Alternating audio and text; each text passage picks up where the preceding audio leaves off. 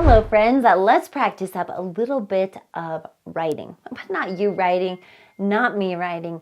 Instead, what we're going to do is we're going to take a look at someone else's writing and go through and see how they did, okay? We'll answer questions to make their writing just a little bit better. Okay, I have a huge favor. I know that you know someone else that is working on their GED or their HiSET, or maybe you know another teacher that would benefit from this content. Do me a huge favor and share this video, share this channel with someone that could benefit, whether it's a student or a teacher. And then comment down below and tell me that you shared this.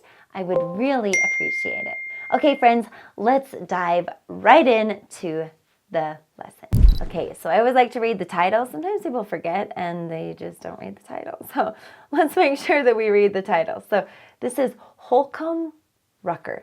I actually don't even know if I'm saying that right. Holcomb Rucker blew the first whistle to start his experiment. Okay, now let's read the next one. Successful basketball can go in either direction, helping players leave the playgrounds and continue their educations. Okay, so we didn't really get a whole lot. We know this is about Holcomb Rucker and probably his influence in basketball.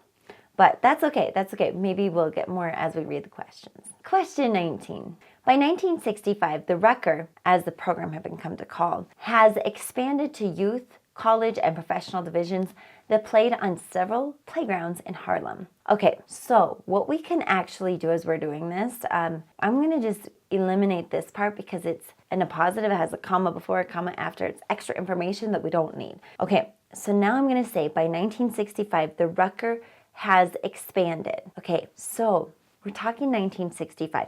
This is past tense, right? So when I have the word has, that's present tense. And I'm talking completely past tense.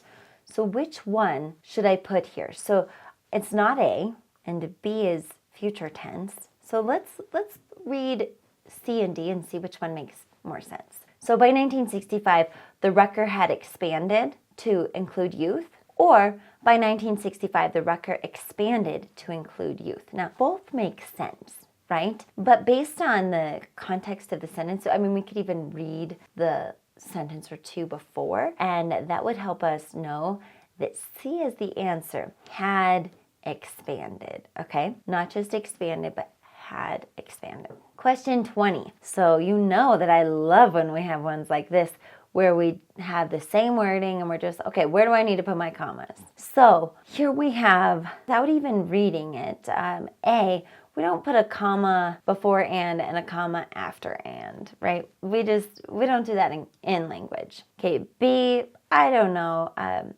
C, we don't put a comma after and, right? Whenever we have a comma, it would be before the and. So I know that C is not it either. But let's read, and then we can get between B and D. As the Rucker continued to thrive, its reputation grew, and in 1974, New York City renamed its home. Okay, so looks like we have two sentences that we're combining together, okay? So let's just talk about this comma right here though. So this comma after 1974 is actually not necessary. When you have a full date, so let's say it was January 3rd, 1974, then you would put a comma after the year, but when you just have the year by itself, you don't need to have a comma after it. But here, this comma is actually separating two sentences. So two sentences connected with a comma and then a fanboy. A fanboy for and nor but or yet so. You can have combine two sentences with a comma and then one of those fanboy words, which and is one of them. So D is our answer. 21. The writer is considering whether or not to add the following sentence at the start of paragraph 2. Okay, so we need to pause and we need to go back to paragraph 2 and see what it's about. Okay, so I'm just going to read the top part and then kind of skim through the rest. Successful basketball can go in either direction, emphasizing interdependent team play or individual brilliance, depending upon how successful is understood. Okay, and then it talks about it was players in the Rucker who brought a new definition of success, crucial to this innovation. Okay, let's go back to the question. Okay, so we have Athletic contests have two basic forms: matches between highly coordinated teams, like football, or lone individuals competing against each other, boxing. And then, let me go back to this. Successful basketball can go in either direction. If we don't have that introductory part, we don't know what it's talking about with either direction. So we definitely need to have that part. So let's get rid of those no's. So it summarizes previously discussed information. No, because it's at the beginning of the paragraph, right? B, it introduces subjects developed in paragraph 2. Yes, because it says either direction, right? So B is our answer.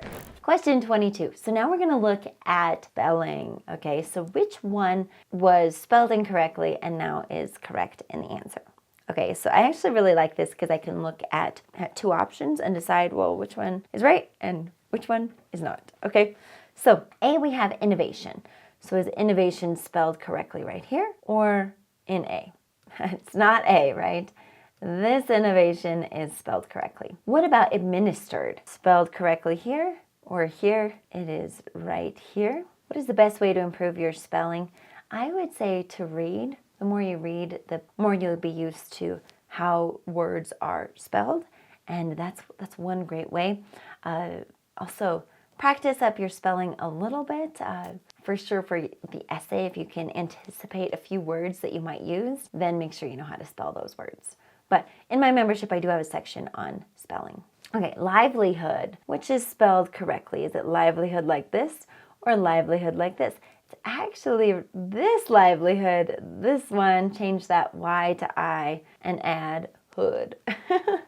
Okay, D, institutions. It is spelled correctly here. So C is our answer. Okay, 23. So we're looking, do we need a transition in this sentence or not? Now, I just can't figure it out just by looking at it right here. So we need to go back to the paragraph and take a closer look over there. Okay, so here it is in the second paragraph. So we have here, this environment allowed players. Okay, so let's read the sentence above it, starting with thus. Thus, although players and coaches certainly wanted to win Rucker games and championships, there were no significant pressures or incentives to do so other than their own competitive desires. This environment allowed the players more freedom to reinvent how the game was played. So as we were reading that, do we really need a transition? The sentence right before it had a transition. It said thus. And so you don't want to go too transition heavy. So I would say right now, let's say no transition, but let's look at some of our other options. So on the other hand, sort of changes directions. Are we changing directions here? No. Nevertheless, don't really need to add nevertheless because it's just continuing on, right? It's not really ending it. And similarly, this environment allowed, we don't really need that. So A is the answer. No change, no transition is actually needed. And I would definitely say because we're sticking with the topic and the sentence right before had a transition. Okay, let's read the entire paragraph here, or the entire sentence, to really figure out what we should do. Beginning in the 1960s, such movements as individual brilliance grew enormously in frequency at the highest levels. That feels really wordy. At the highest levels of play, as well-known professional stars played in the Rucker, often being challenged by legendary playground players. Okay, so yeah, I mean, grew enormously in frequency and at, that is so wordy. Let's not do that. Okay, so here, let's do B. Such moments of individual brilliance became increasingly common and exemplified the highest levels of play. That's sounding much better. Let's look at C. Such moments of individual brilliance happened repeatedly, and the demonstration of, I mean, it sounds okay, but B definitely sounds better. D. Such moments of individual brilliance were occurring very much more often. Very much more often is so wordy. So the answer is B, became increasingly common and exemplified. Using words like that make it so that it sounds more eloquent, more professional, and much less wordy. Okay, so choose the best sentence to add at the end of paragraph 3. So let's go back to paragraph 3. Okay, so I'm just going to skim this a little bit so we can be reminded of what's going on. So helping players to leave the playgrounds and continue their educations. He started this program to give young people something to do. He himself provided a model. For Rucker, running his program, including enlarging its size and scopes, was always a means to achieve his educational goals for the players.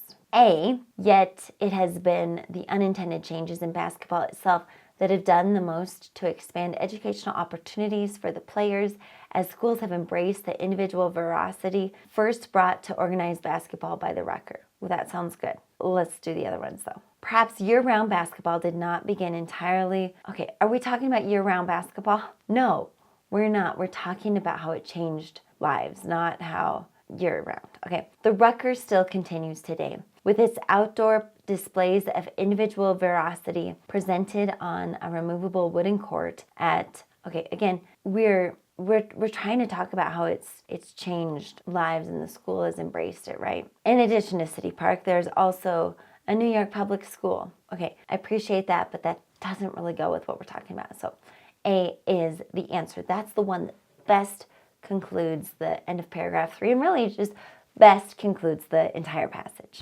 Okay, we did it, friends. Thanks for being here with me. If you did not already share the video, or maybe you just want a few bonus points, do me a favor and share this video with someone that you know. Maybe you know a teacher that could really benefit in sharing these videos with their students. Share this video. I would really, really appreciate it. Okay, friends, thank you for being here. Believe in yourself, just like I believe in you. So peace, friends, and God bless you.